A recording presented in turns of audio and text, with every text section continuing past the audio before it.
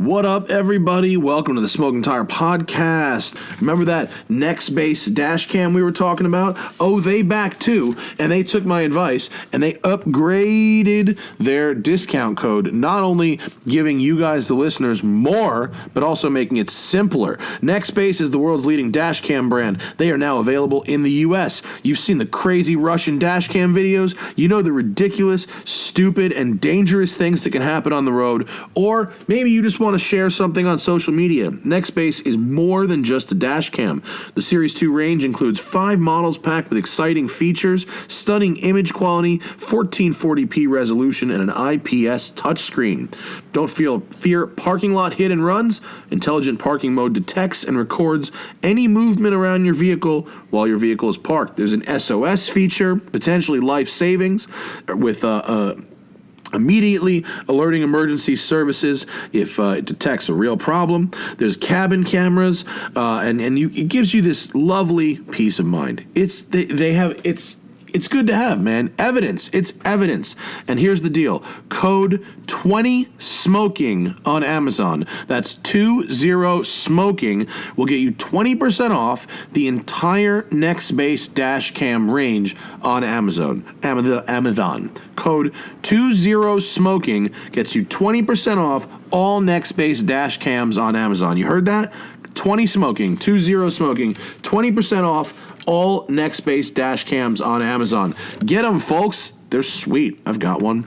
And speaking of that, the Brio Beardscape, also sweet. I also have one. This is a great buzzer, trimmer, beard trimmer, and I ended up there after trying all the other trimmers available normally, commercially. There's always something. The Brio Beardscape is the one that does it all because it's portable, it's light, it's battery powered, but the battery it's got is a beast. It lasts for a real long time. Same, the motor, also quite beast. It cuts through my Syrian thick fur, which might be slightly TMI, but that's neither here nor there. But it's got a battery display so you know exactly how much shave time remains, a ceramic blade that you don't have to oil as often as stainless steel. It stays nice and sharp, and a handy carrying case. Upgrade your face, folks. The Brio Beardscape rules.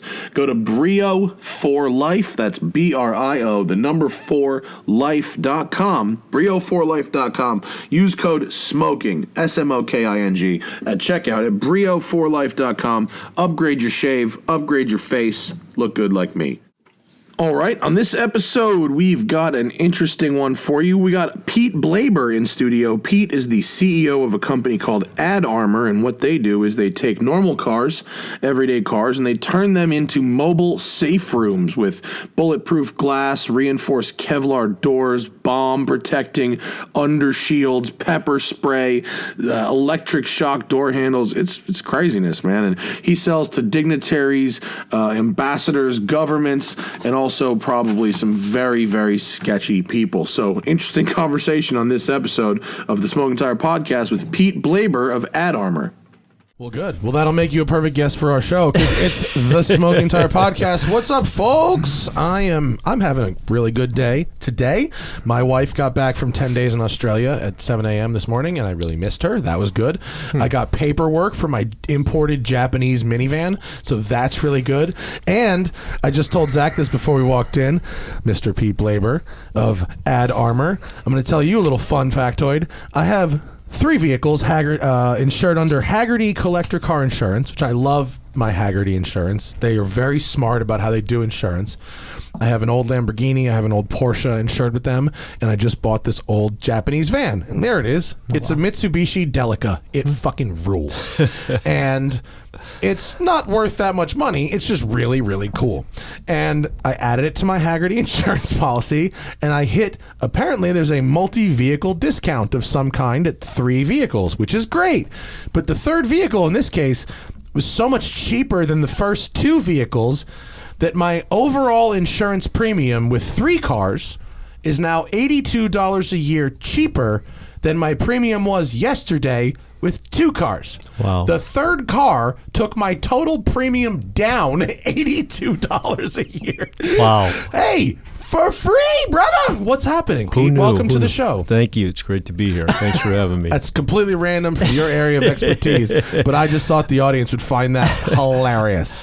I figured out accidentally how to game the insurance system. We should all know that. I know. Now, well, that's consumer advocacy right there is what I'm doing. Pete is wow. There's a lot to unpack here. You are a veteran, a ranger, from what I gather, an author, and now the book is called "The Mission, the Man and Me," which is that for me? Yes, it is. Thank you. I'm totally going to read this. Yep. Lessons from a former Delta Force commander. And here's a shot. Oh, Jesus. Here's a shot of it. Get it on paperback. I'd like to talk about this.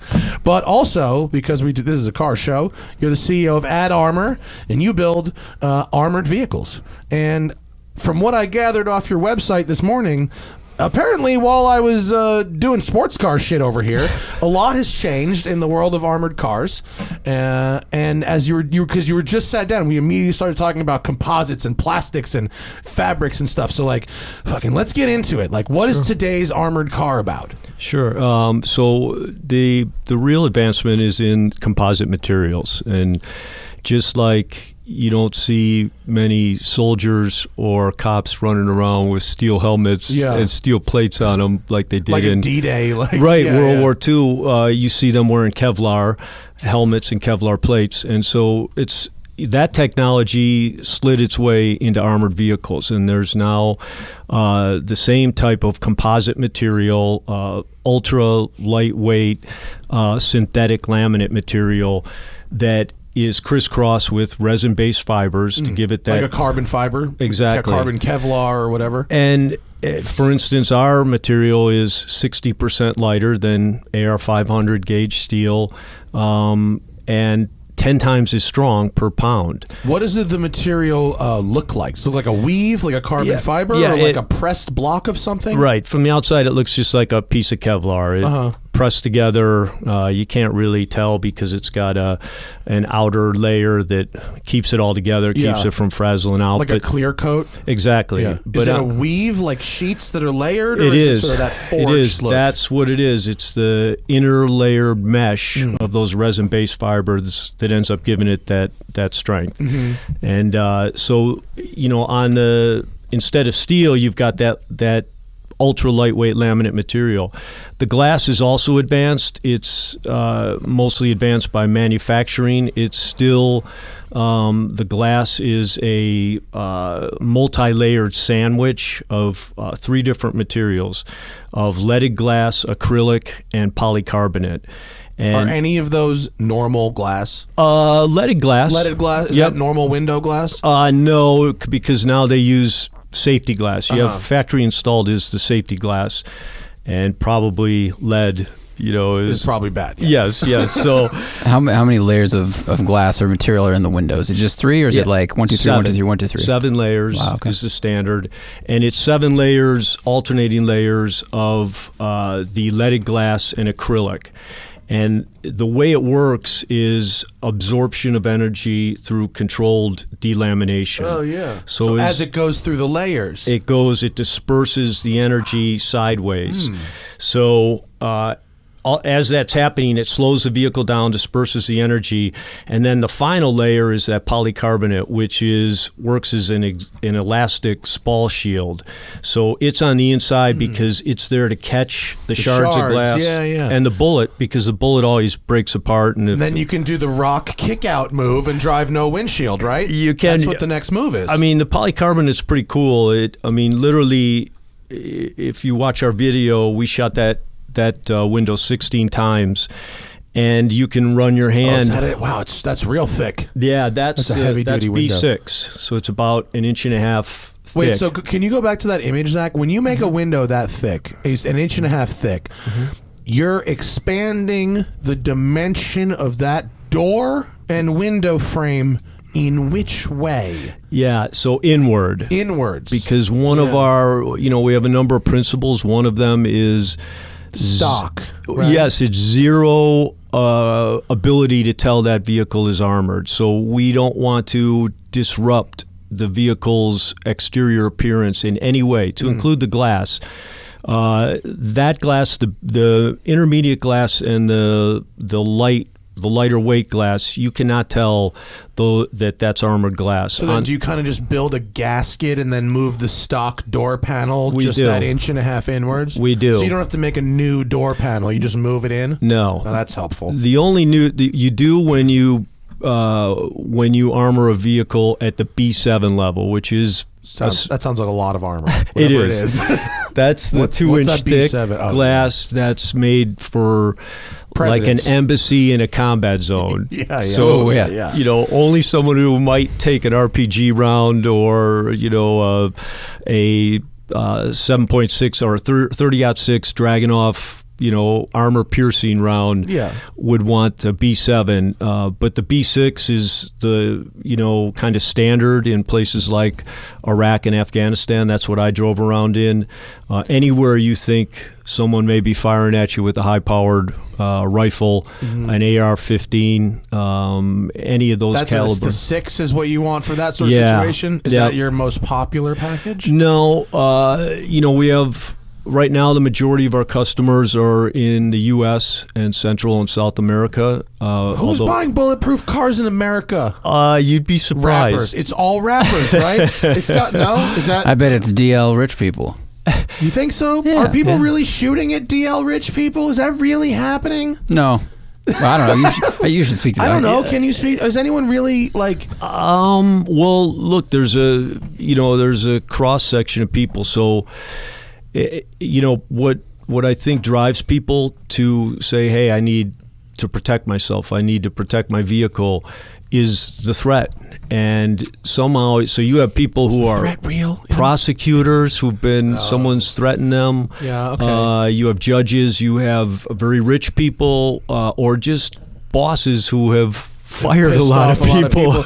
Yeah, right. No, I feel you there. My dad fired a lot of people once, and it didn't make him feel very good, but he had to do it. And for about a couple months, we had security in front of our house. I believe it felt lightly shady. Yeah. The whole time. I mean, if I think about the number of people that he had to let go, which he really did not enjoy doing, and still talks about hating. That was the worst day of his life to this day. Was when he had to declare bankruptcy and fire 10,000 people. Wow. But if you're that was the security guard for a little bit. Yeah. If you're at the level, how many people are you firing? Where it's I need bulletproof. Forget a security guard for a little bit. We need full bulletproof everything. Yeah. It's wild. So, I would also add one other thing that's kind of a sign of our times. This kind of spontaneous anarchy that we've seen break out, and something I certainly never thought I'd see in my lifetime is when you have municipal authorities telling police to stand down while people are allowed to just attack passing motorists. And so a lot of people watch that and they project themselves or their family or their employees into that scenario. What are they going to do? What if, my wife is, let's use LA, down at Staples Center at a game and takes a wrong turn somewhere and something happens, and it might not even be a real thing. You saw that video of the motorcyclists bashing the guy in the Range. Remember that video from a couple years ago? There was a dude in a Range Rover with his family. I believe it was in New York City, possibly Queens. Yep.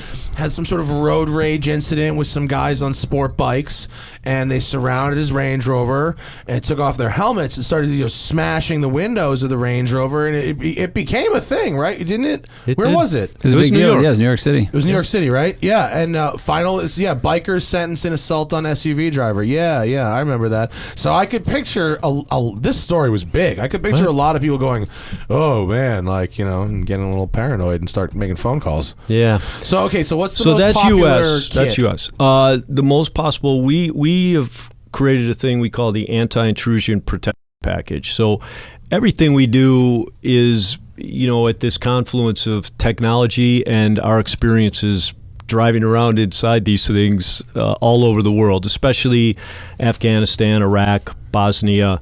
and a few other countries down south. And so one of the things we realized is, a lot of times you don't need the full armor cocoon, and America's a good example. You can be pretty certain you're not going to drive into a minefield here. You can be pretty sure, unless take that threat level. Sometimes you get the Bundys, maybe, sometimes. But no, I'm just kidding. But you're probably not going to hit an IED in America. Right. Yeah. And or someone open up with machine gun fire on you. A 7.62 belt-fed machine gun. So in America, you need a different level of protection, and I think this applies to most countries that have a credible criminal justice and law enforcement system. But what you do need here, for the reasons we talked about, is the ability to protect your family, your valuables, and yourself for any of those various threats. The spontaneous anarchy, active shooters, which are happening all the time now. I mean, if you watch this latest active shooter, they're all very similar once the shooting starts. And, pick any. You can look at Vegas. Everyone takes off running. But, where do you run to when there's an active shooter? And you can pick anywhere. You can be at the mall, at a school. Where do you run to? People are just running. Well, what about your mobile safe room? And that's the term we use. It's not an armored vehicle. When you say that, people think of something that carries cash from a bank to a business. We want people to call them mobile safe rooms, because that's what it is. And so it's like Kevlar doors and slightly reinforced windows? Exactly. We replace all the windows with ballistic glass, also known as transparent armor, and then in the door panels we put... Transparent armor is good. I like transparent armor. That's a good term. You know how to sell this one, Pete. Yeah. Okay, well, we'll use that. Yeah, that's good. So then we put the lightweight composite material in the doors, and if you have an SUV, in the back hatch. So, again, the idea for that is kind of in and of itself, a composite of ideas, not just from overseas combat zones, but my partner in the company is a former police officer, LA cop. And so, what he always wanted to do was make available to police the ability to have transparent armor, windshield, and both the front two side windows, and then each of the doors are filled with the composite ballistic material, so that, as you see, cops, when they go to a crisis, they throw the door. The door, yeah. Right now, they can't do that. In a regular cop car, will that actually stop any bullets? If it had the ballistic regular cop car. Oh, no. Like in a regular cop car, gunfight, ducking behind the door, ducking behind the car. Is that doing anything? No. Nothing? Nope. It's you're hoping to get lucky. You're hoping, if it's a 22, there's a good chance something in there will redirect its trajectory. But imagine behind engine is probably where you want to be, right? That's a good place. Yeah. That's maybe good place. A wheel, worst case, because cops have steelies. So if you're behind a wheel, at least you've got a big steel wheel, right, with a brake behind it and some hardware, probably. Yep. Maybe. Always cover. If it's you're not choosy. If it's a skinny tree, get behind the skinny tree and do the best you can from there. So does the material, is it kind of glued to the inside of the metal of the bodywork? Right. That's another advancement. So one of the other things that made steel less than optimal for armoring vehicles is the weld effect. And, this goes back to technology. Wherever you superheat molecules in something like steel, you've changed the structural integrity of those molecules, and you've actually weakened them because you heated them up to weld them, and now you've loosened them. You've changed their physical properties so they're not bonding like they used to. So if you were shooting at a steel-based armored vehicle where the steel had been welded, you want to shoot at the weld points because you have a good chance of getting your bullet through on the weld points. So with the laminate material, you don't need to weld. You could use these space-age adhesives and tapes that companies like 3M make now and fit it together. It's like super glue. It goes in like Dynamat, right? Like exactly. in sheets Dynamat. that glue down. Yep. Same kind of idea, right? Same with the floor. You can go over the contours on the floor. So it's made it safer. It's made it more efficient to do, and again, lighter weight. So and how stronger. much, like you've got a Range Rover on your main thing. I imagine you do a lot of range. Like, it's got to be Range Rovers, Escalades, S-Classes, right? Yeah. That's basically your business. I see a Tesla on there. You do Teslas? We do Teslas. Yep. How does it affect the range? It affects it, but Wait, again, before we get there, the weight of it. What does it really add to a vehicle? Like 20%? So, again, it depends on the protection level. So let's just go with the anti-intrusion protection, which is just windows and panels in the door, lightweight panels. So we could do that Tesla right there and do the anti-intrusion protection package for around 400 pounds.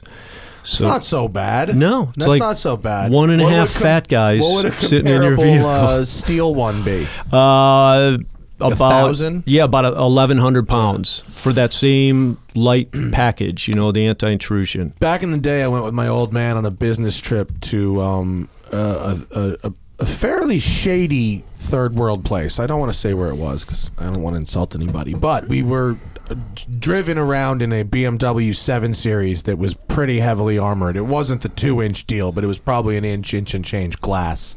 And even as a passenger, you could actually feel how much heavier they'd made it. It was real. They might have added 2,000 pounds. I don't know, but it was crazy how sluggish it actually kind of felt. I would worry about that. Yeah. You know what I mean? You should. Do you do are there upgrades, like appropriate powertrain and brake upgrades for this kind of stuff? There are. All the shocks, the suspension. Do you really? Yeah, absolutely. Oh, cool. So you have to, on the Armor Cocoon B6 and above, you have to change out the shocks. Are you limited suspension. to what vehicles you can do? No. Any car they want? Any car. We do construction vehicles. We've, our team, some of our armors have done trains before. Trains? Yep. So Kim Jong-un likes trains. Listen, I don't know what's going on over there, but Dan Aykroyd only travels by train. The fuck travels by armored train? I mean, really? It's like the 21st century meets the 18th century. Right. I want the most advanced, simple, old school You can just stand there. The train will come to you. You know where it's going to be. We have a roadblock ahead. Oh, damn. Foiled. The train seems a little. What does the inside of that car look like? That's what I'm talking about. Which one? The train car. Oh, the inside of the train car has got to be some. There's got to be some real crazy shit going on in there. It's like Under Siege 2. Yes. Wasn't that a train? Yes. Dark Territory. Fuck that. I prepared for this interview, by the way, by watching the A-Team on the elliptical machine. Good. That's my prep. That's my show prep today. Okay, so 400 pounds for the level 1, and then up to what's the crazy number for the Super Duty Shocks B7 deal? B7. Okay, B7 with the same lightweight laminate and stuff. Yeah. That would probably be about 900 pounds. Yeah, that's a lot. Yeah, it's twice on everything. So just the glass alone, it is the heaviest thing on the vehicle.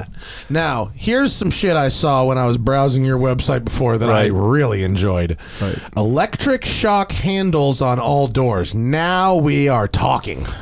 Right. Tell me about that. So, is that legal? It is. In America, is it legal? Well, I'm not a lawyer, but I will say this. It's not illegal. So, you can take it from there. So don't touch people's cars.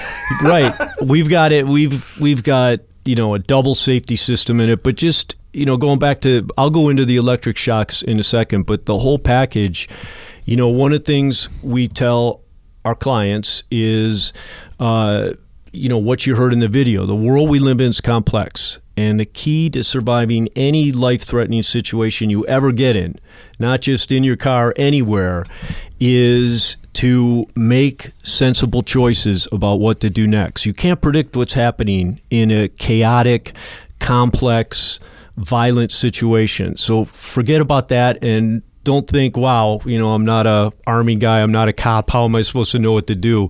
You have every tool everyone else does. And that first tool is stay calm and think. The one thing that a Formula One driver and a special mission unit operator have in common is they both know how to stay calm in a crisis. And the reason you stay calm is because if you're going to make a sensible choice, you've got to understand what's going on around you. You've got to be taking in this chaotic situation. And you can't make a sensible choice unless you have options, right? If you only have one thing you can do, you have no options, you have no choice. But that's where At Armor comes in. We provide our clients with options. And the vehicle itself is your best option. So your first survival priority in any type of... Drive away. ...is when you drive into an ambush, drive out. So you're absolutely right. And you can, echo that principle. Is that where everyone in every action movie fucks up? They don't just drive away? Yes, it is. That's like how the cell phone solves every horror movie problem, and also every episode of Seinfeld. But just driving away solves every film ambush situation, doesn't it? Yeah, it does. And it really is the most important thing you can do in any ambush. When you drive into an ambush, drive out of the ambush. Whenever we drive in vehicles in combat zones, we go over, no one tells us we have to give a little briefing ahead of time. We do it because it makes sense. And the first thing we say is, Zach is going to be the driver. Zach has one job, to drive. And for that reason, you'll notice Zach never takes his two hands off the wheel.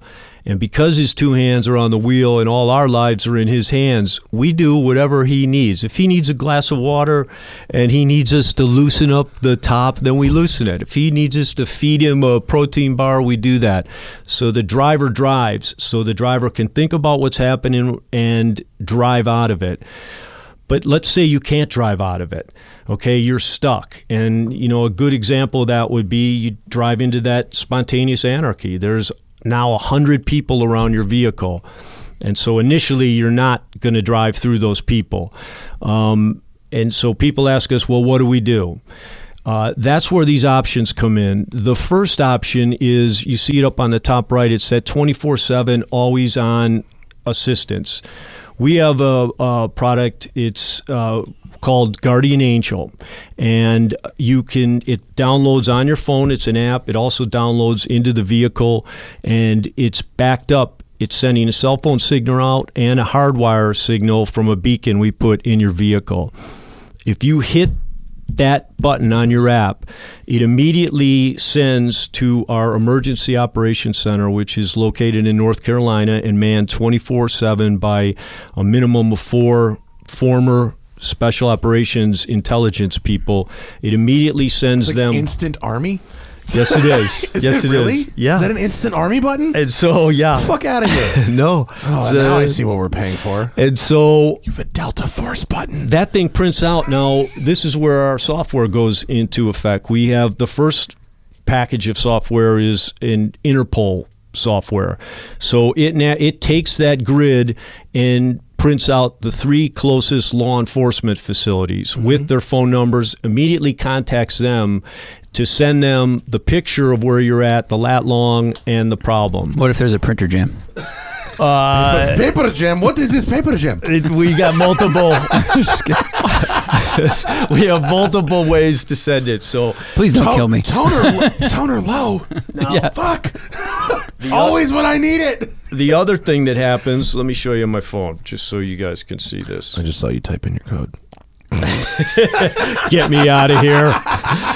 So this is the SOS button. Yeah. This is it, and it's on your phone. It's also in your vehicle. Get it. Move that closer to this camera, and it'll auto adjust. It just says SOS. It's very simple. Yeah. So now, what automatically happens, and this has some options on it. You can do it. You can adjust this based on your own settings. Your phone turns on not only the listening portion, but the camera. Oh yeah. And so now we're there to help you. Now, on FaceTime or whatever video exactly. chat. Oh, that's cool. Yeah. What do you need now? If it's someone, let's say it's someone's wife who drove into this spontaneous anarchy. What do I do? Okay, stay calm. Think help's on the way.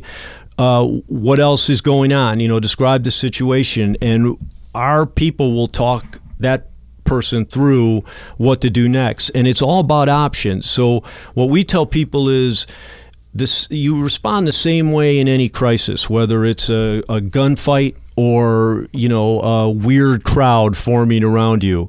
Always respond with discrimination and proportionality. In other words, if a guy, shoots a spitball at you, you don't pull out your sidearm and blow him away. If a guy throws a baseball at your car, same thing. He threw a baseball at you, but it is, you can take the intent away from what they're doing. So respond with proportionality and discrimination.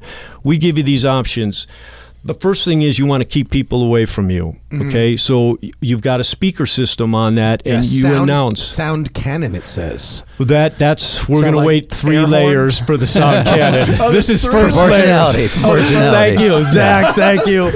Zach's not going to. I just get a big. We're trying to keep you out of.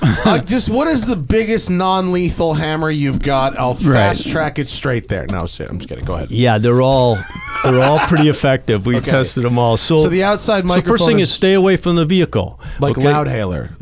But at the same time on that thing you can with the flick of a switch change it to a recording. The police are on the way. The robot police voice. Along with a siren. We will play Jimmy Buffett continuously if you do not move away. That would be in a good reverse. One. We're going to add that. Taylor Swift, early stuff. Yeah, torture them with Taylor Swift. You're about to get rickrolled. Taylor Swift's first album, yeah. There should be a Rickroll button on that for your demos, actually. When you demo that for people, you should definitely Rickroll them. That's a perfect opportunity. I like it. I like the way you guys think. I'm going to get you on our R&D team here. We're available hourly. Okay, so after so the stay away. microphone, Say they keep coming. Now, you're already called in. You've used your guardian angel. You've already tried the verbal warning, and they keep moving toward your vehicle. This is the point where I would go to the sound cannon. Okay. And the sound cannon essentially is a horn. It puts out a noise that vacillates between 130 and 140 decibels. A lot of people don't know this, but continuous exposure for 27 seconds or longer by the human ear to 127 decibels or higher causes temporary deafness. Okay. Wow. And so you either have to put your hands on your ear, which takes them away from beating on the car or, beating on it with a weapon, or you got to move away from that vehicle. And, not many people can withstand that. But let's say there's What does it sound? Is it like a air horn, like a truck horn or a freight train horn kind of thing? We have both we have literally a train horn, which is a foghorn-like thing. That's a bad joke to play on people. If the guys with the trucks, the train horns, it's fucked up. So if my partner was here when we installed it, we were out there with our installers, and he was doing something at the front of the vehicle, and the guy's like, "I'm going to zap him with the sound cannon," and he zapped him, and. It's like the Maxell commercial from back in the day. Yeah, and he said, in a couple seconds, his ears were ringing all day. Zach, have you ever been freight train horned? Yeah. It's fucked up. It's really loud. It scares the shit out of you. You jump, like giant truck behind you, and wah. Back in 06, the first guy to get one, man. Back in 06, we used to fucking roll around New Jersey with that shit and fucking... Wow! You just randoms on the street. It's probably illegal, but you could see them in their car, like throwing their drinks in the air, like just craziness. Because CO2, right? Was it CO2 powered? I think horn? It was just electric. How does an air horn work? Is it compressed gas powered? It is. Okay. So is there an actual compressor for it? No, I think it's just the gas in there, and so those boat air horns work pretty good too. Mm-hmm. For people who just want to put something in their purse or their wallet or whatever. You want to carry an air horn? Yeah. Well, I mean, so let's say they keep coming. Now they're on the vehicle. That's when you can do any order here, but now I would flip on the electric shock door handles, and the electric shock door handles 110 volts each. It's pretty much the same thing you get off a taser. You touch that door handle and you won't touch it again anytime soon. Yeah. And if they're still coming after all that, you can hit them with the pepper spray dispensers. Put a cloud of pepper spray up. That's pretty gangster. Now where does that? I mean, your arrow on the image is pointing to the roof racks of the vehicle. Is that where they actually are mounted? Yeah, it's a little bit off. Where it comes out is a small rubber tube. Can you get that? Does that picture on the bottom right expand where it says pepper spray dispenser? Can you zoom in that picture? On the bottom right there? Yeah, I don't think that one shows it though. So imagine in that demarcation point between the door and the roof. Imagine just a tiny rubber black nozzle hose. Yeah. Right, that's all you're seeing. And that thing has a little mesh cap on it that disperses the liquid and causes it to cloud out and mist out to anybody who's outside. And then are your run flat tires different from our normal consumer grade run flat tires? Are they special run flat tires? They are. We have multiple versions of the run flats, and we give the client a lot of options on those, on which ones they want. For instance, that RS7 had kind of high-speed Pirellis on it that are not really, you would not pick those if you really thought you were going to get shot up. But they're the fine line between speed and. Can you layer the material inside the tire? Does it throw the balance all off? Yes, it does throw it off. You got to rebalance them, and But is it possible to rebalance them, or is it just too sensitive to that kind of thing? It's a good question. I'll have to go back and look at that one. But yeah, they sent me, when Tom, your PR guy, sent me the press release, there was like some 200 mile an hour thing, and they were like, would you like to go 200 miles an hour in this bulletproof car? I was like, fuck no. You kidding me? No, thank you. I was like, what? Because I've driven an RS7 before, and I've even knocked on the door of 200 miles an hour on one on the press launch, allegedly, which the Audi people were very, very smart in their press launch location by having it in Nevada, having the drive route be a giant rectangle of Nevada desert square. I was like, go straight for 17 miles, turn right and go straight for 46 miles at 180 miles an hour. Wow. Yeah, Zach actually has pulled up the road. It's like in 25 miles dead straight. But yeah, so you did build an RS7 that's armored and it goes really fast, right? Right. And so, where I was going with that, the final thing on there is, let's say, you still can't get out of the situation right now. At this point, if the shocks, the pepper spray, the loud hailer, and the Rickroll haven't worked, they actually are fucking zombies. I think you're being attacked by the crew of Jackass, actually. It's like 20 Steve-Os who are just like, oh, electric shock? No problem.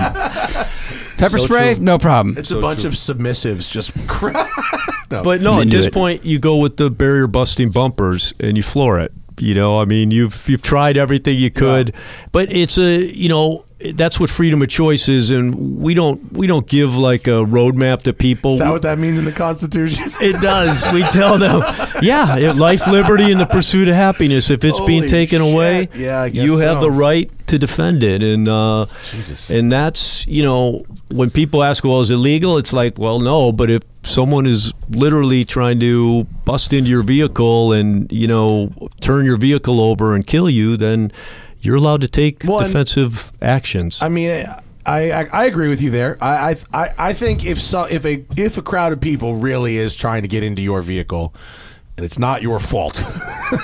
Let's just start from a point of it's not your fault. Good point. If you just ran over the guy's kid and now a crowd of people are trying to get in your vehicle, well, maybe you had it coming. But assuming that's not the case, I think that you should be able to hit somebody to get out of to escape from that situation. I think you should. And presumably the vehicle has 360-degree video coverage. It does. So, your defense in this case should be the truth, ideally, in theory. On the other hand, I agree. On the other hand, I can see some real shady people that would want to have something like this.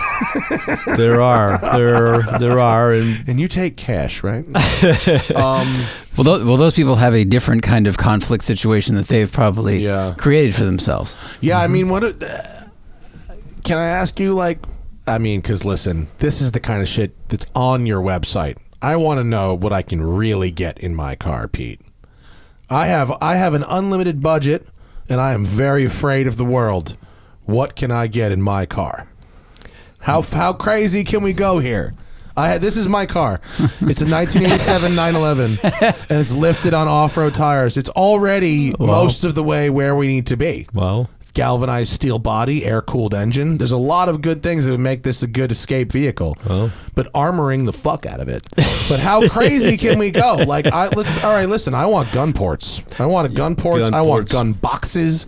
I want all kinds of hidden compartments. All those are in play. And the gun ports, we are applied for a patent on our gun port.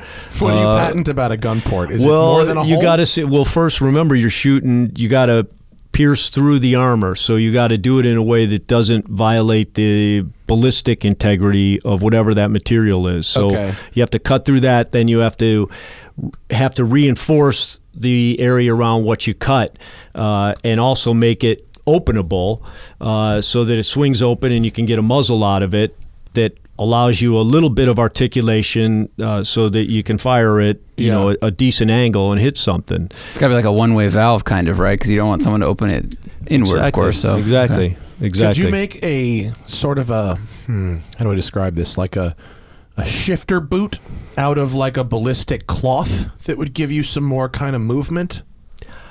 That's another one of those I have to take a note on and bring back to my R&D guy. Sending you out into left field. I like it. No. Someone had a video years ago of like a guy who was making suit coats and overcoats that were bulletproof, and he had some of his employees testing them, which was bold, but it was like it looked like an overcoat, a little bit heavier, and it was stopping like 9mm rounds, which was. I mean, the material science was ridiculous. Just that it can be something that is soft and moves somewhat. It's not like a hard, material like the polycarbonate stuff, and yet was still able to like deflect that energy. Probably hurt a lot, but still. Yeah. Well, you see, it's a dilemma with adding protection, whether you're on the ground or in a vehicle. And when I was in both Afghanistan and Iraq, I never wore either a helmet or my ballistic plate.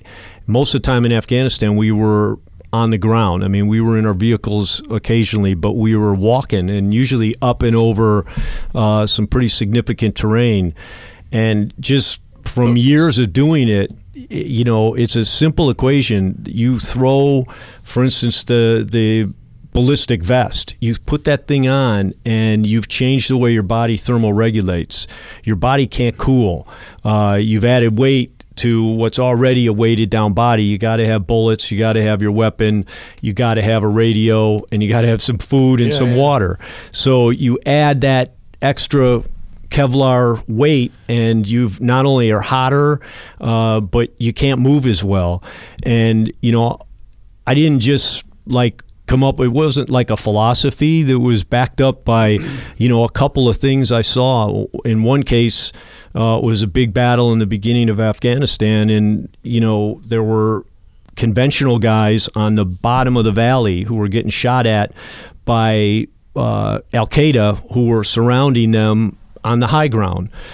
Unfortunately for Al-Qaeda, they didn't know we were higher than them, so we were watching them shoot the other guys, but we could see the conventional infantry guys on the ground, and one of them had somehow separated from his platoon, and he was out in the open, and you suddenly saw this machine gun fire just start attempting to range him and hit him, and it was bouncing up all over, and you could tell his guys back behind cover were yelling, "Come on, man, it's over here, get over here."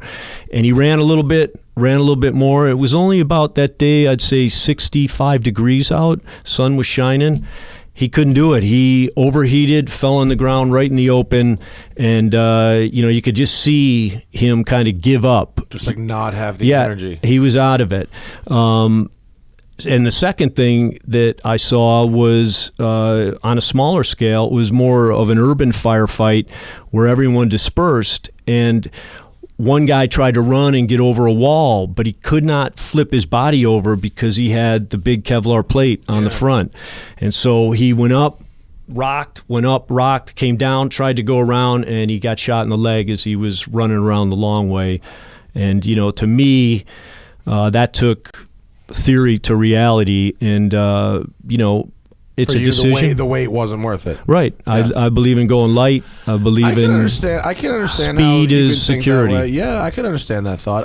Can I go back to something you said before about how important the driver was? Did you have guys who would drive Humvees and stuff and caravans that were like that basically wanted to be race car drivers and would really pride themselves on their like performance driving of the Humvees? Absolutely. So driving. I feel like if I was in the military, this would totally be my job. It would be 1,000%. It'd be like, we need drivers. I'm ready. Let's you go. would be. Yo, You would I'd be be. so about it. And it's a niche. We have guys who are vehicle guys. Please tell me they have like qualifying.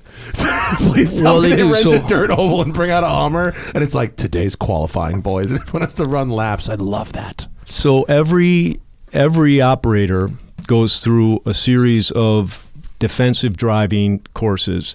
So, I've been through Bill Scott, I've been through Bondurant, I've been through a couple over in Europe. And that's just your basic sustainment skill. So you did that as a everybody. You like the military sends you to Bondurant? Well, our you did unit it- is a special cool. operations unit that does it.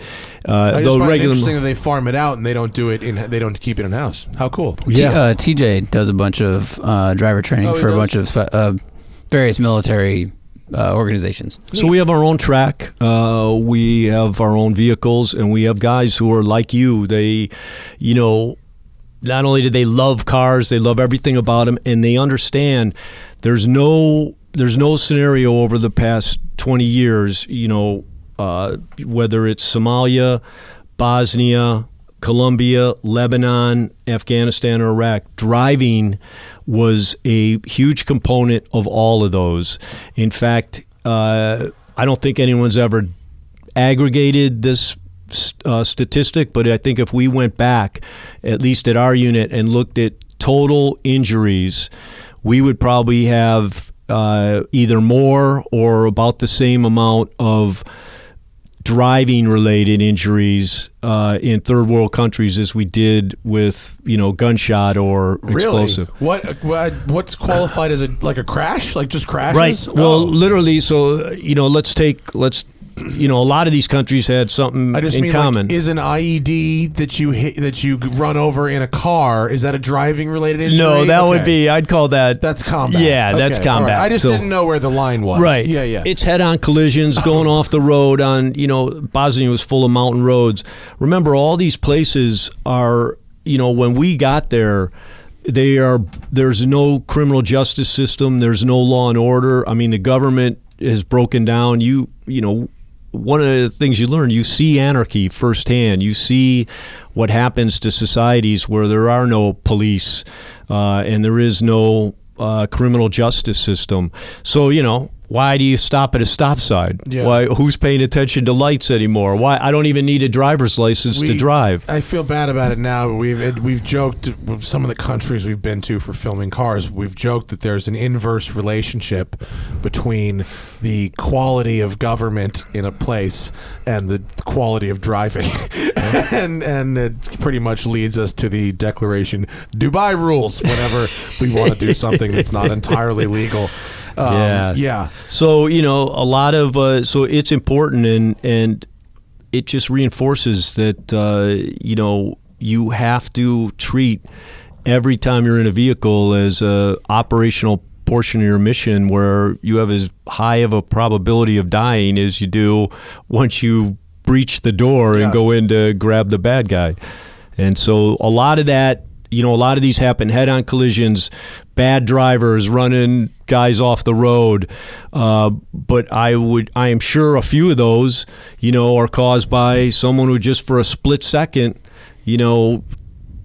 wasn't paying attention or wasn't like anticipating, that the guy was going to come across the center line on that road. Yeah. And so, do Humvees have seatbelts? I mean, well, we rarely were in Humvees. We were almost always in SUVs, low-vis SUVs in every one of those countries I just talked about. Does that mean black Suburbans? Is that what that means? No, it means whatever vehicle Doesn't stand out. Oh, right. Land Drives in that area. Hiluxes, that kind of stuff. Exactly. Blend vehicles. Yep. Yeah. I was just in Morocco 2 weeks ago, which I know is not a conflicted country, but like there you have some people are being exposed to cars for like the first time. So in the city, you'd have donkey cart next to bicycle, next to scooter, next to Range Rover, next to person who just bought a $600 car a month ago and is learning to drive. So the speed differentials between people is just like is ridiculous, and some of their the way they're driving or with their lane discipline and all these things, and you had to be so alert every single day, like really far more alert. It felt like a track day, really, as far as like your mental focus goes, because there would be a bus that would pull away from a stop sign and you weren't thinking it was going to do that, and then someone would create what we predictability is gone. Right? There would be a middle lane created, like a 2-lane road, and suddenly someone decides to go, I'm going to make a middle lane and head towards you, and if you don't move over, you're having a head-on collision with them. Like, it's a lot to deal with, and that's not even, I'm sure, as you can attest to, like, you probably had driving moments where you were in a combat situation or in a mission, and then you had them where you're just, like, trying to get across town, and you could have an accident happen. Right, exactly right. Bulletproof clothing? Is that what you're talking about? Are you guys This is beyond different. cars? No, I was just talking about material science stuff. Okay. All right. So when you Mobile safe rooms. When you are getting these clients and they're talking to you about their needs, do you ever look at your business partner and go, this guy's up to something extremely shady? And do you ever like feel conflicted about that? I need a car that can crash into a bank truck. And the car will be fine. Just as an example of a vehicle I'd like to crash into. Right. I'm sure there's a lot of great people that feel the need for armored vehicles, but there's got to also be some people where you go, man, pretty sure we fought guys like this. We've had one. We just very recently turned down it was a multi-million-dollar request for pricing and request for us to fulfill the order. And as you might imagine, having a partner who was an LA cop, we have a pretty good ability to do as much of a background check as you can, given current internet technology and search engine capability. And he's very good at it. And he did it on this one, and we discovered that these guys were what we would term shady and had been involved with some the type of people who, we ourselves had once been up against, and so we just called them back and said, hey, we're not interested. And we're in the process right now of opening our manufacturing facility down in Mexico. And, we're going to run into that occasionally down there, too. That's an interesting choice. Well, is that the biggest market at the moment? Do you ever hear the analogy of the shoe salesman who calls back to headquarters and he says, I got some bad news and good news. The bad news is they don't wear any shoes down here. The good news is they don't wear any shoes down here. And so, for us down in Mexico, first off, there's a problem that needs to be solved down there. I mean, the crime rate, the cartels, the cartel activity, the kidnapping, carjacking, and crimes against vehicles, people in vehicles, is skyrocketing. And, there is no foreign armored vehicle manufacturer down there. There's no armored vehicle manufacturer using composite materials down there. A lot of people you'll hear people when they talk about our allies, they say, well, we have a special relationship with England and, Britain. And yeah, we do. Well, we have a special relationship with Mexico too. They're not only our neighbors, but a lot of them are our brothers, our sisters, our aunts, our uncles, our cousins. But again, they live next door to us. And, we have to internalize that and understand, if you ever want to end the border crisis situation, the best way to do it is to continue to help out Mexico to pull themselves up by their own bootstraps and take care of something that they all want to take care of too. Additionally, people don't understand how wealthy Mexico is. I think it's the 7th biggest gross domestic product country in the world. So it's bigger than Canada. It's bigger than Russia. People don't know that. Another little factoid, there's more millionaires in Mexico City than there are in Australia and New Zealand combined. That doesn't surprise me. Mexico City's got some loot. So all of it, Guadalajara, Monterrey, there's the issue is the delta between the haves and have-nots is so massive because of the number of people that and that will take time to close, but once they do, I think they'll solve a lot of the problems they're seeing now. So for us going down there, we have some connections down there first off, but it's a much bigger market than the United States. That makes sense. A lot of people down there are third generation armored vehicle owners, so they talk about, remember Grandpa's Jeep Grand Cherokee? No way. Remember, Interesting hand-me-down car. Grandpa's armored Wagoneer? Right. Oh, my God. And so they're much more like, attuned to it. It's much more of a normal thing that once you hit the middle class, and why wouldn't you? Because, it's all the same things we talked about in the beginning. And it's common down there. It's more common than here. Right, yeah. right. Is it, have people actually, the Grandpa's Grand Wagoneer makes me want to ask you, does someone send you classic cars? Do people ever send you classic cars and sports cars that they want armored? Of course. But so one of the interesting things, one of the interesting patterns that we you would have figured this out right away, but for us it took about 3 or 4 different dots to be connected to form the pattern. And the first one was, right after we started doing business over a year ago, and it was a guy. He said, he wanted a price quote for the anti-intrusion protection package on an 84 Ford F-150 pickup truck. Okay. Now, based on other patterns, like when we get a request for a price on a 2009 Honda Pilot, we kind of go, we get stuff like that. People are serious? I think, it's part, I mean, you don't have to have the means to purchase something when you begin researching it. I mean, I started looking for land in Montana when I was, a lieutenant in the Army, and I had I started car shopping when I was 11 years old. Yeah. So you're looking, and so I think a lot of them, and they see it, and they're like, I wonder how much that is, and they want to know, which, we answer everything, and give the benefit of doubt, but usually those go nowhere, almost 100% of the time. In that case, you'd be like, look, here's how much it is, and honestly, I would probably advise you just buy another Pilot. If you love the Pilot, that's fine, but you should probably start with a new one if you're going to invest all this money. Right. Yeah. You're going to spend 30 grand on the vehicle. Back to the F-150, So it's an 84, and this is like recently, right? Yes, all these. And so, he was the first one, and then I sent him a price quote, and he said I'll get back to you. So then 2 more happened over the next few months. I think one was even older, like an 81 Chevy something, and then the third one was the Land Rover, the 1989. So I was like a Land Rover Defender. Yeah, but it was also manual shift. Standard carburetor, gas, infused, and there was one other thing. Yes. Yeah. Which that vehicle right there is. That's for Africa. Yeah. So. Is there an easier car to put bulletproof panels on than the F-150? Also, it's flat and it's a rectangle, and you're like, yep, we can get this done in 20 minutes. No, that's it. I mean, the F-150 is a guy who wants to be invisible.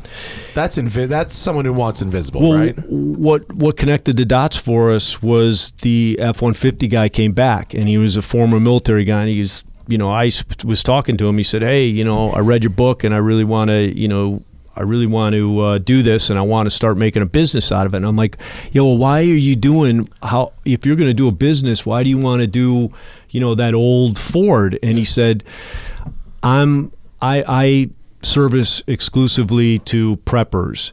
And if you want to survive an electromagnetic pulse incident, which could be the sun, it could be an enemy, exploding that over America, then you have to be in a vehicle. Oh, wait, I'm sorry. The term prepper is a people who prep for the apocalypse. You haven't heard of this? No, I'm sorry. Where the fuck have I been on Earth? Where have you been? On the internet, man.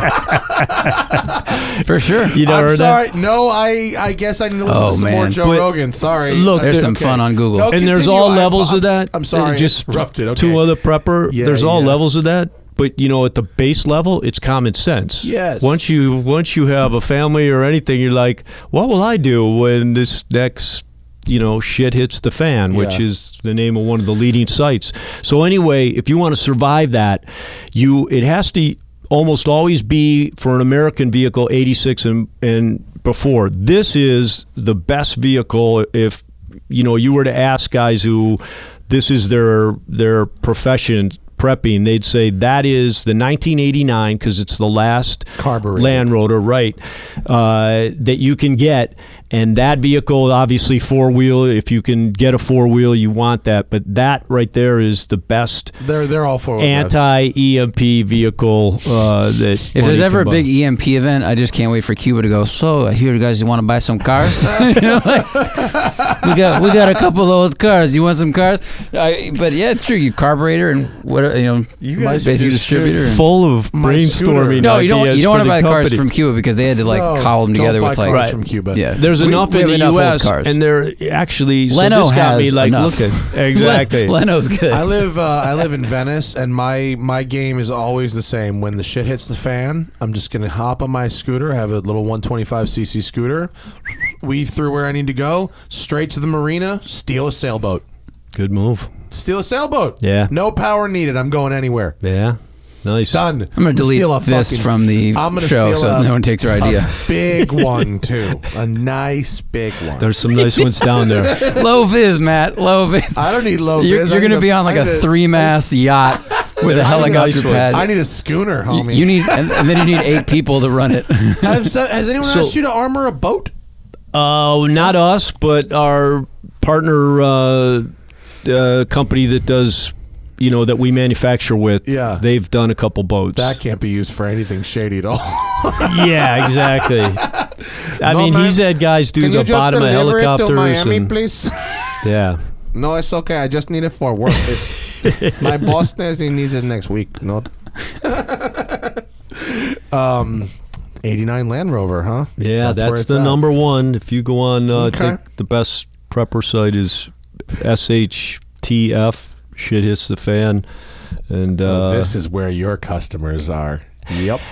no, just a slice. We've people have said that to us, but it's a tiny slice. The bigger are people with some kind of threat, as well as the whole Middle East or security companies who work Yeah. in the Middle East. They order Ambassadors 25 and- vehicles exactly. Embassies. Do you build them here or do you build them over there for them? You have a factory Both. over there? Both. So one of the cool things about this line of work is you can pretty much, pick up the equipment you need and put it down in almost any large garage, warehouse-like setting. That's cool. And if it's, one of the beauties of those other countries is, people want to work and labor's much cheaper because it's hard work. I mean, to start the process, you strip that vehicle bare. I mean, it's basically like body shop type work, right? Right. Roughly. Except you got to be, very, thoughtful about how you take things out because you got to put them all back in. Actually, Mexico is a great place to do that. Their Coachcraft is really good in Mexico. Everyone tells me if I ever need interior work to take the cushions out of my car and bring them to Mexico and get them done down there because Wow. they do amazing interior work in Mexico. Well, they're great, they're great workers and they want to work. And so that's part of it too. This is not, a white collar job, what Yeah. we're doing. We're literally, with hands and some tools, tearing everything out of that vehicle, putting it back in, and then, very carefully rewiring it and reconnecting everything inside it. So it's tedious. It takes about 600 hours to do the ballistic cocoon. And, less for the anti-intrusion, probably about 200 hours. But it's still tough work, and it takes time. There's no shortcuts to it. Mm-hmm. What's the car that shows up where you go, oh God, not another one of these? Prius. We haven't had one yet. We haven't had a Low Prius. vis, man. Yeah. Super keep it low vis. DL. We just haven't. But, so because vehicles, any European vehicle is much harder to armor than an American vehicle. Because the tolerances are much tighter. The tolerance and something else, the tendency to over-engineer. So, you're a Porsche owner, I'm a Porsche owner. You can't find a cubic centimeter of open space anywhere inside a Porsche. Yeah. There's not one. Yeah. Because if an engineer sees a bare cubic centimeter, he's going to go, we That's need to extra, fit that or to we something. need that. Yeah, right. yeah. And they put it in Like there. behind the door cards, there's like nothing there. Yeah. that's a So good think point. of us, Yeah, like you open a Tahoe or a Denali door, and it's like, hey, we can put a suit jacket hanger in here, man. I put the video on Instagram. My father-in-law drives an Expedition, like a 2016 Expedition, and he never fucking washes it. He doesn't give a shit about cars or anything. He doesn't care. So the drains up by the sunroof get clogged with like leaves and grime. He lives on the East Coast. They get clogged, and the door literally fills with water. The inside of the door is full of water. And he goes, Matt, I'm driving this thing. There's this sloshing sound. I go, sloshing? Well, that sounds bad. And he goes, I think it's from back there. And I open the passenger side rear door, and I go, it sloshes around. I go, what the fuck? Open a drain plug, and I don't know, 5 gallons of water comes out of the door. Wow. And the whole time, here's the video. Look, it's just pissing. It was a plug. The door is full of water. It's just pissing out of the door. Look at that. I haven't fished that much in my life. That's Rick, my father-in-law. That's quite the stream. That's coming out almost 90-degree angle That's from amazing. the bottom, from the drain, off the door. Rick is he's OG. He was the 7th pair of boots on the ground in Vietnam. Wow. 7th. He With was the SF team, or what was he?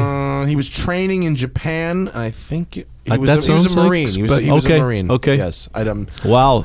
Probably a recon Marine then. He hardcore. Yeah. No, that was. Do we have some questions from the internet, Zach? Crazy If you times. guys want to get in the super chat, I'm going to close that down in 5 minutes. And for the next 5 minutes, while we preload that, tell me about the book, The Mission, The Men, and Me. Yeah, that's a book that is just something that I did because when I got out of the military in 2006, I reflected on, not only what I learned, but what was going on at the time in 2006, both Afghanistan and Iraq. And, my very quick takeaway was one of frustration. Wow, we haven't learned a thing. We just went through 5 years of, the most intense combat since Vietnam. And not only that, we had many years before that far fewer of us experienced, but we hadn't learned anything. And, that book to me, you don't write a book to make money. You write it as a calling. You got something to say. Exactly. Yeah. And so that book is, my way of saying, hey, here are 5 of the principles, the lessons that were learned over and over. And, every time they were used, the situation turned out well. Every time they weren't, it turned out less than well or less than optimal. And, just to start, one of them is always listen to the guy on the ground. Everyone, that's common sense, but you don't hear it said over and over. And, one of the things that's happened with modern combat is we have created this world where literally a high-ranking person in Tampa, Florida, can be talking to you on a SATCOM radio. Literally on the ground. Right. And not only talking, but attempting to micromanage you and tell you what to do. Oh, God. Communications. You're like, can we go back to the Vietnam, boxes, please? Just let me do my fucking job. Leave me alone. Pete, you got to fill out these cartridge reports, okay? reports. You didn't turn in your report on how much ammunition you used. And meanwhile, you're like... So true. He's like, look, you can't reload, Pete, unless you fill out this report. So that's one side of it. The other side of that, always listen to the guy on the ground, is, frustration for our country, our military, if if we're going to go into a problem, we should do everything we can to solve it. And it's simply common sense when you're trying to come up with a course of action for what do we do next, to talk to your people who are touching the environment. When you want to know how we can improve an engine, you go to your mechanic and go, dude, what's wrong with this? What would you change on this Porsche? And he'll tell you everything. You just got to ask him. It's like pushing a magic button and all that information just comes out. And that's the way it is in the military. On every, major battle, every major event that happened, if whether it was the president, Bush or Obama or a high-ranking general, when they were sitting there with a bunch of stuffed shirts telling them, hey, let's do this, and, they were unsure, my recommendation in that book is you see that, that phone module in the middle of the table, hit it, get a guy on the ground who's there on the speakerphone and just let him talk. Let him talk to the president. Let him talk to these high-ranking guys. You'll get solutions. You'll figure things out that are simple, effective, and ultimately end up saving lives. So that was one of them. Another in there is when in doubt, develop the situation. And develop the situation is the common sense approach to dealing with complexity. You don't have to teach it. You just need to make yourself consciously aware of it because it's hardwired in our brain. That's how we deal with the world. Develop is to bring out the possibilities or potential of something. Situation is what's going on around you in the context of the moment. So if you think about it, that's life. That's what each of us are doing every single day. We're bringing out the possibilities or potential of what's going on around us in the context of the moment. And what happens in combat, which is the most complex, the most rapidly changing, and the most zero room for error environment you can ever work in, is we get fixated on the plan. The plan that was made in the past and is still frozen in the past. Made back at the base. Right, by wild-ass guesses from people who never touch the environment. It's okay, right up to when you start, and then you should throw away the plan and develop the situation.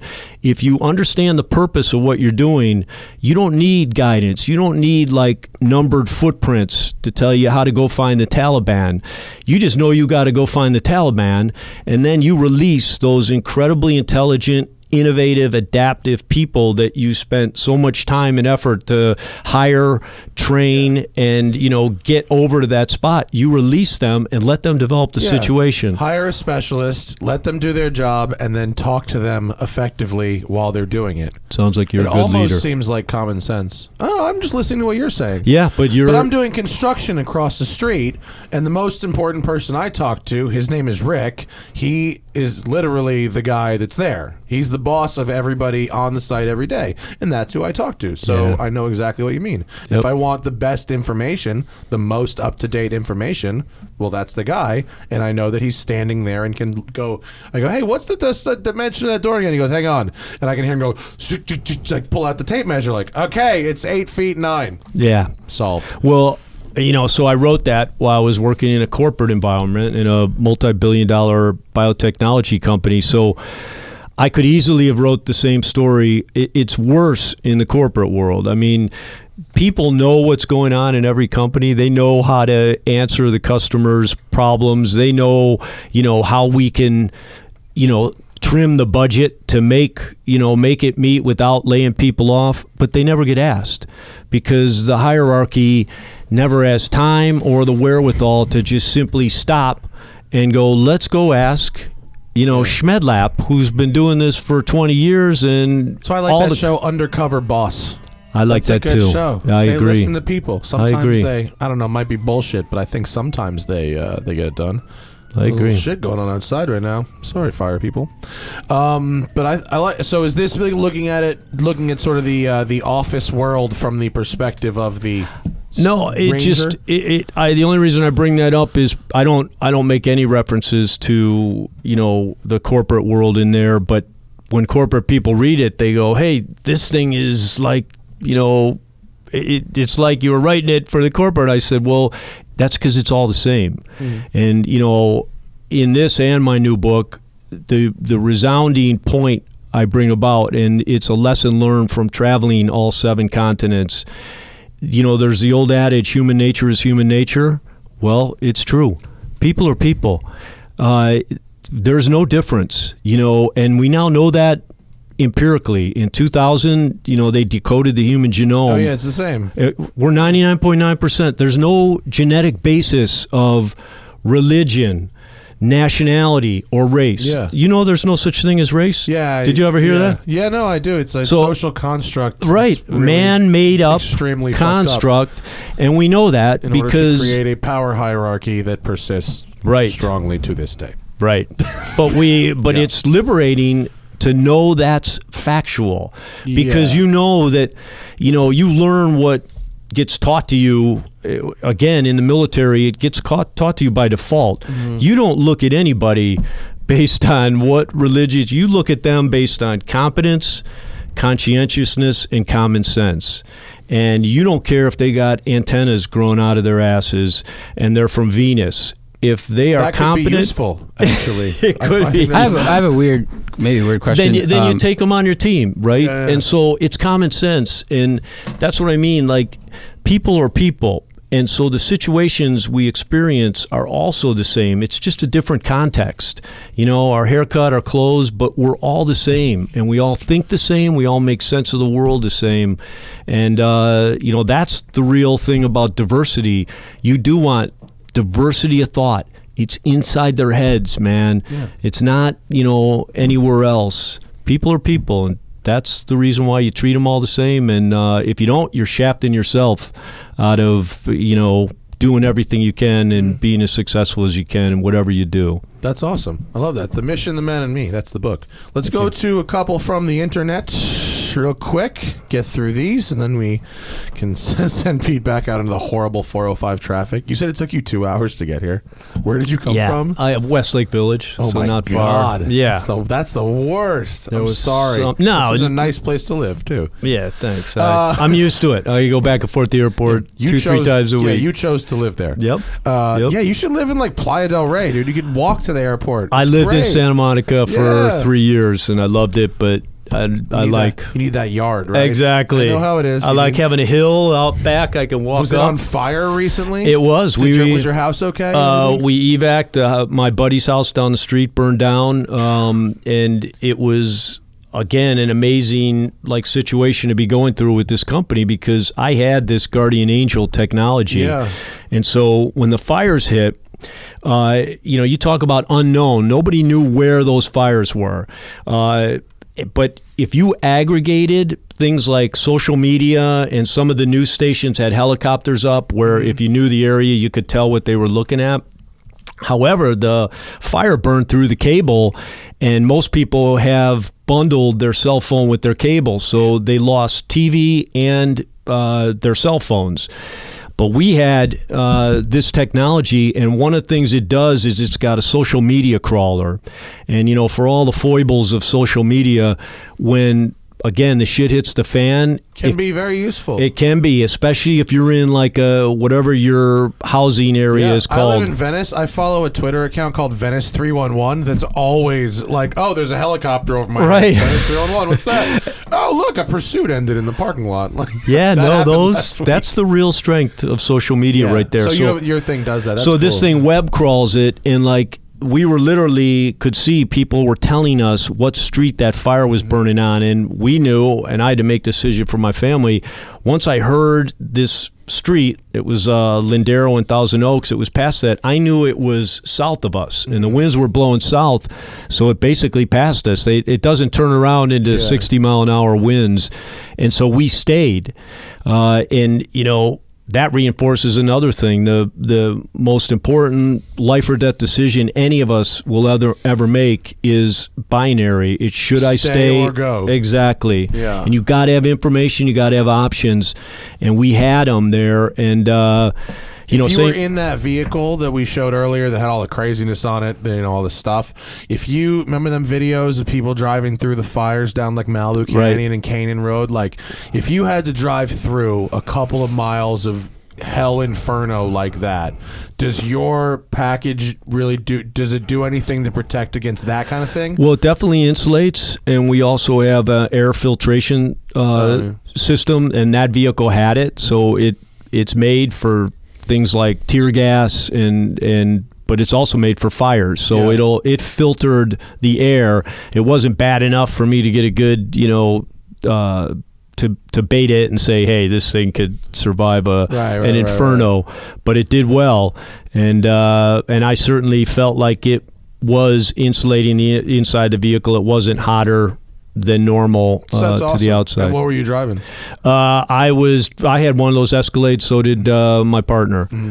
Crazy. The fires were really, really, really terrible. Really bad for the whole area. I am just a side comment on that. It's again something where I think our media is failing us. Where's like the lessons learned from that fire?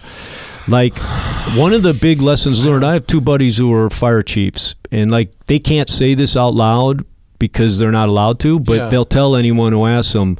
One of the biggest lessons goes back to that, should I stay or should I go? Wherever a dad stayed, against, not only was your local emergency county management saying evacuate, but then police were coming around knocking on doors, and they came to mind. They tell you, we're strongly recommending you leave right now. It is your choice. You can stay. It's your home, but we are strongly recommending against it.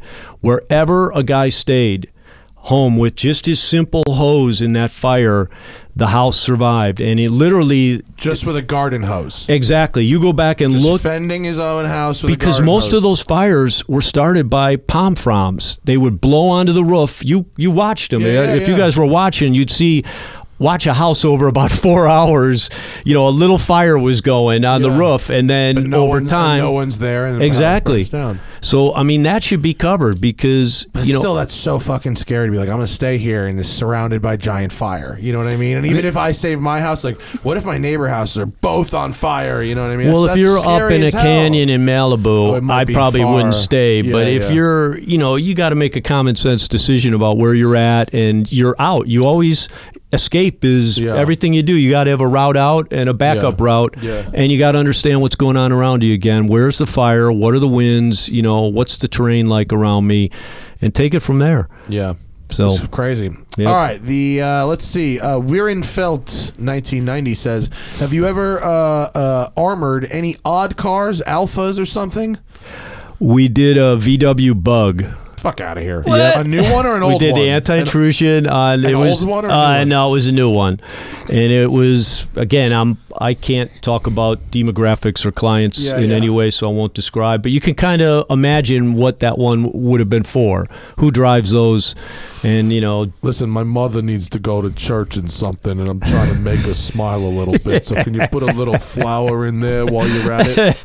I like but that. I'm not pointing fingers, though. Yeah, okay. A Beetle's odd. Yep, I take that. And I presumably people send you vehicles from all over the world, so you've probably done some like weirdo foreign market cars that we don't really get here. We do. Yeah. Weird Russian stuff. Right. The former Soviet bloc countries asked for a lot. Someone suggests that I don't drive up the K-van market, but my van is not a K-van. My van has a 4-cylinder engine. It's not a K-van. It's a small van, but it's not a K-van. And on the last podcast, I drank a massive cold brew, like a 20-ounce cold brew before the show. It's a lot. And I was fucking up. It was really bad. And so I guess he enjoyed it. Daps325 says, can you add some James Bond style gadgets? And if so, what is available? Yeah, so I mean, you heard we do the smoke and the tax if someone wants them, which because the drop tax for like popping tires. Because Seriously? of that, because of that James Bond movie back whenever. Yeah. Everybody asked for those two things, and we're very honest. If a client wants to know our opinion, we tell them, and I tell them on the tax, I don't believe in them. You're putting another box underneath your vehicle, and depending on the vehicle, that's going to affect clearance. It's going to affect the integrity of whatever is by that rear. And 100 pounds of tax. Exactly. And then also, there's a lot of possibility for unintended consequences with dropping tax on the road. they'll flatten every tire but the guy right behind you. So, and I can't think of anything more illegal or dangerous than tax except the smoke screen. The smoke screen. Except the smoke screen will dissipate. Tax will just be That's there. a good point. That's a very good point. the smoke Zach. screen too, and it works, but again, you got to be very thoughtful. I mean, there can't be any wind. It needs to be in kind of a channelized area, because why wouldn't you just Is the pull smoke over? screen a separate fogger unit, or does It it is. does It's it a- do the other way that I know? No, Do you it's know the classic way? with the muffler and They dump baby oil in the headers. Wow. If you dump baby oil in the exhaust, into a hot car's exhaust, you will have the gnarliest, chalkiest, cannot see a fucking thing smoke screen come out of the tailpipes. Someone did it on a road rally that I was on, and it was the single most dangerous thing I've ever seen a human being do in a car. And you can give me a royalty on that. You got it. That's the third idea you guys have come up with now. That all you take it got to back do to the is shop. drill a hole in the exhaust ahead of the catalytic converter and dump baby oil in there.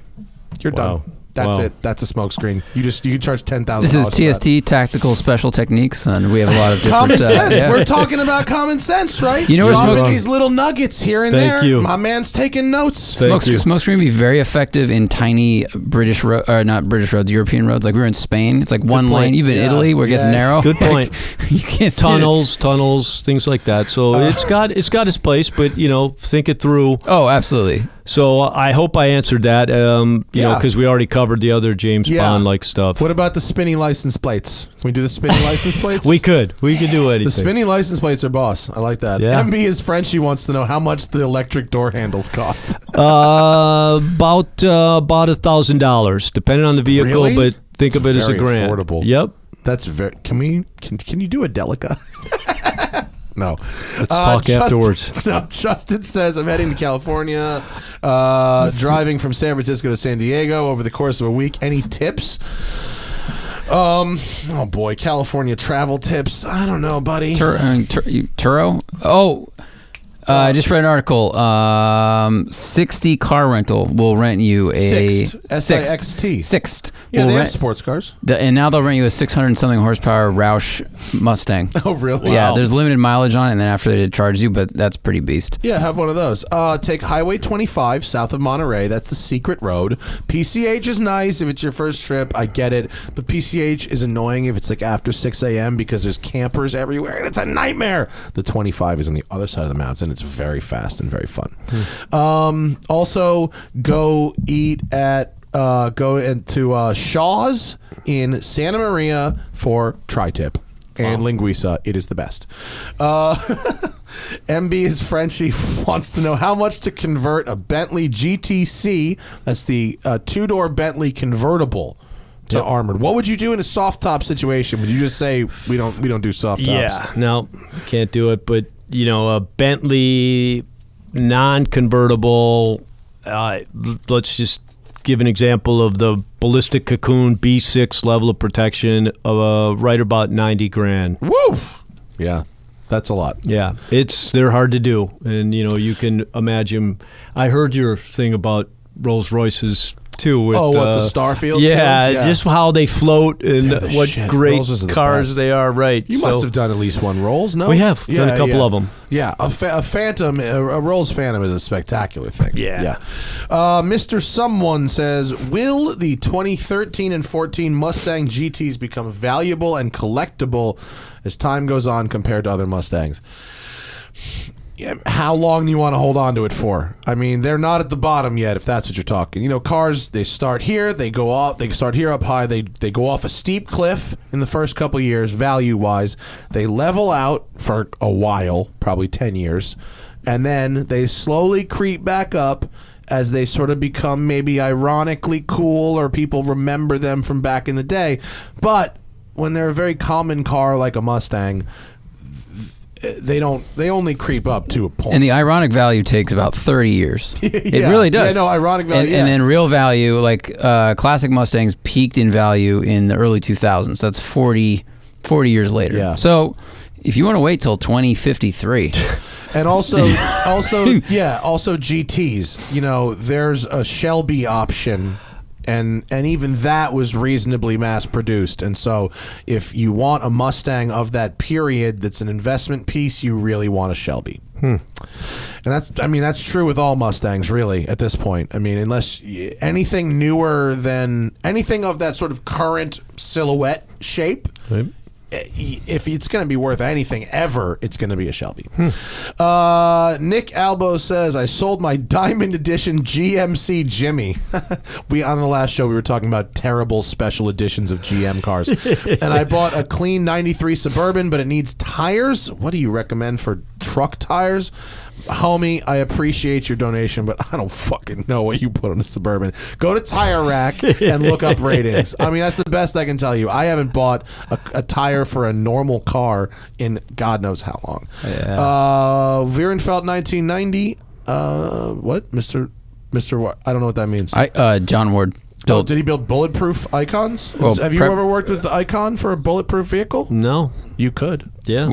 He probably Prepper. Prepper. Prepper. Yeah, okay. That to me, like, because prepping is you're preparing for like the worst of the worst. You got your food, maybe you have like a different property and everything else, and now you've got a $300,000 like off-roader with perfect windows and all these things. I mean, they're amazing, but that just seems like the wrong vehicle. Yeah, you can get a Everyone needs 86 Ford F-150 for about $2-3 grand. Maybe. I mean, even you got to look to Terminator 2, right? In Terminator 2, Linda Hamilton had that 80s Bronco. That's so about true, man. peak. You always look to Terminator 2 for the answer. You're so right, man. It's the Bible. Terminator 2 is the It is a great movie. Bible. It is a great movie. Brendan wants a suggestion for an oddball second fun car appreciating in value, $20,000.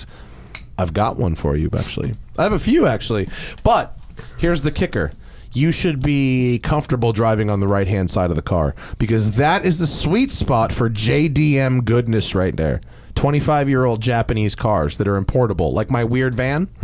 Skylines, Silvias, Nissan Pulsar GTI Rs, which is sort of like a right-hand drive Japanese Delta Integrale. All kinds of fun, cool, strange Japanese stuff can be had for that price. Sometimes even like super mint condition. Like you can get a right-hand drive Toyota Celsior, which is the Japanese version of the Lexus LS 400, one of the finest engineered automobiles of all time. You can get one that has like 20,000 miles on it for like under $10,000. Wow. And it'll look in almost every way possible exactly like an LS 400, except the steering wheel will be on the wrong side, which will make people go, what the fuck?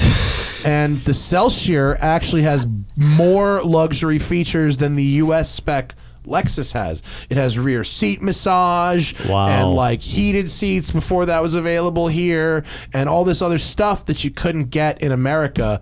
And it's an LS. It's a Lexus gorgeous LS. ride, man. I'm a massive evangelist for the Lexus LS. Huh. I wrote next month's Road and Track. We did a project where I bought a 900,000 mile LS and took it all the way to 1 million miles, and there's a story about it coming out. 7 pages in next month's issue of Road and Track. Oh, check Any it out. more on that? Or was that the end, Zach? That's it. That was it. Wow, Pete, that was a great show. Thanks for coming down. Thanks for having me, You are Matt. an interesting person. Do Ditto. some interesting Right back at you. things. I like Thank it. you. I'm going to read this book. Thank you. I'm getting into my new business, which is much more of a real business than my current business. I have to actually do professional level things with others, whereas here it's just fucking me and Zach in this dimly lit room. Pretty cool.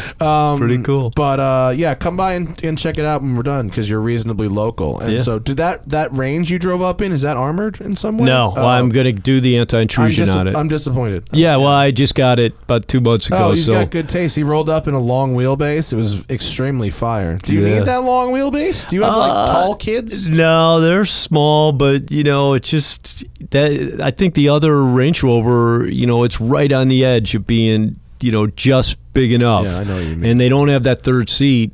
So, having a little, just that leg space back there, you can put things on the floor, and it makes it better. But the vehicle, I think, is better. I love those trucks. They're so rad. I agree. They're very, very nice. I agree. How much to do the armoring on that? Well, the anti-intrusion on that would be about $36,000, so not too bad. I mean, when you consider the cost of some other options that Range Rover sells you, right? It's not really that bad. No. I mean, that's about a fourth of the vehicle's cost, you know. And then you get a lot for your fourth. Right.